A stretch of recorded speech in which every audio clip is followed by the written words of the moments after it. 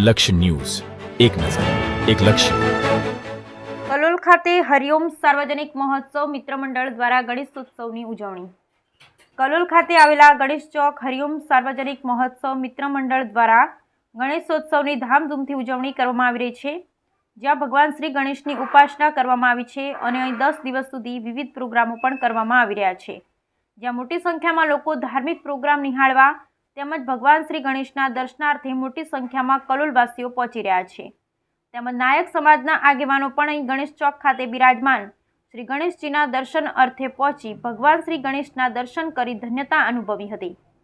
તેમજ હરિઓમ મિત્ર મંડળના સભ્યો દ્વારા પણ ભગવાન શ્રી ગણેશની વિવિધ પ્રોગ્રામ કરી વિશેષ મહાઆરતીનું પણ આયોજન કરવામાં આવ્યું હતું, જેમાં માઈ ભક્તો મોટી સંખ્યામાં આ મહાઆરતીનો લાભ લીધો હતો. તેમજ ભગવાન શ્રી ગણેશના અંકુટ પણ ભરવામાં આવ્યું હતું.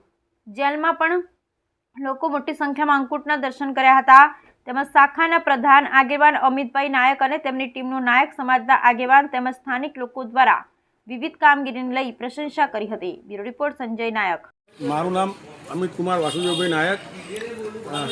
હરિઓમ સાર્વજનિક મહોત્સવ મિત્ર મંડળ દ્વારા આયોજિત ગણપતિઓત્સવ છેલ્લા 5 વર્ષથી ગણેશ ચોકની અંદર અમે આયોજિત કરીએ છીએ, જેની અંદર સ્થાનિક લોકોનો બહુ જ સાથ સહકાર મળી રહે છે અને આવા પ્રોગ્રામો અમે અવારનવાર કરતા રહીએ છીએ. તો આપ સૌ અમને સાથ સહકાર આપશો. જય ગણેશ. રિદ્ધિ સિદ્ધિના દાતા માતા પાર્વતી અને શિવજીના પુત્ર એવા ભગવાન શ્રી ગણેશની સ્થાપના ભારત વર્ષની અંદર વર્ષોથી ઠેર ઠેર થાય છે. દરેક રાજ્યોની અંદર આ ઉત્સવ હિન્દુ સંસ્કૃતિને ઉજાગર કરે છે, એકતા વધારે છે. ઉત્સાહ અને ઉજાસનું પર્વ એ ગણપતિ દાદાનો ઉત્સવ આજે સમગ્ર ભારત વર્ષની અંદર ઉજવાઈ રહ્યો છે. તેવી જ રીતે શ્રી હરિઓમ સાર્વજનિક મહોત્સવ મિત્ર મંડળની ગણેશ ચોક શાખા ખાતે પણ ગણપતિ દાદાને છેલ્લા 5 વર્ષથી દર વર્ષે પરંપરાગત રીતે અહીંયા સ્થાપના કરવામાં આવે છે. સમગ્ર વિસ્તારને રોશનીથી ઝળહળતો કરી અને સમગ્ર વિસ્તારની અંદર અહીંયા ગરબા, ઉજાણી, નાટક, રંગમંચ, ગઝલ, ભજન અને મહાઆરતી તથા આતશબાજી જેવા વિવિધ કાર્યક્રમો અહીંયા ઉજવાય છે.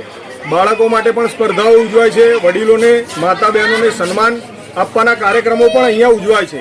યુવાઓ માટે કંઈક પ્રેરણારૂપદાયી ઉત્સાહ અને ઉજાસનો આ પ્રસંગ એ સમગ્ર ભારત વર્ષની અંદર ઉજવાઈ રહ્યો છે. ત્યારે આજે અમે મંડળ વતી અહીંયા આપ સૌને શુભકામનાઓ પાઠવીએ છીએ અને ગણપતિ દાદાનો આ ઉત્સવ સમગ્ર ભારત વર્ષની અંદર વધુ ઉજાસ અને ઉલ્લાસથી ઉજવાય તેવી દાદાના ચરણોમાં પ્રાર્થના કરીએ છીએ.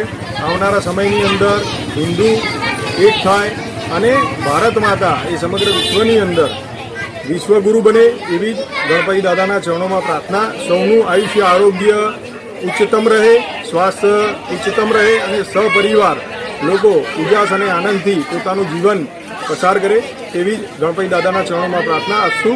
જય ગણેશ.